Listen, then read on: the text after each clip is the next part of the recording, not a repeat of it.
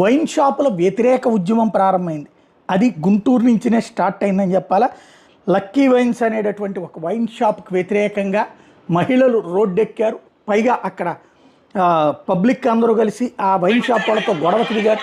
వాళ్ళేమో మేము రూల్ ప్రకారం చేశామంటారు. అట్ ద సేమ్ టైం లేదు అసలు ఇళ్ల మధ్యలో ఈ గొడవ ఏంటి, రోజు తాగి తందనాలాడి మా ఇళ్ల మీదకి వస్తున్నారని చెప్తున్నారు.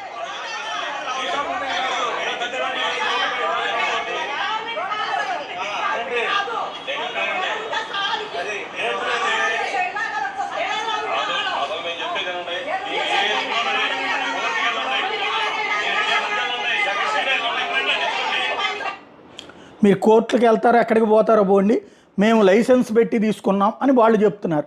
వాస్తవంగా అక్కడ మనీ హోటల్ సెంటర్లో ఈ లక్కీ వైన్స్ను తొలగించమని మహిళలు స్థానికులు 2 గంటల పాటు ఆందోళన చేశారు. ఎక్సైసీఐ లత అక్కడికి వచ్చేటప్పటికి నిలదీశారు.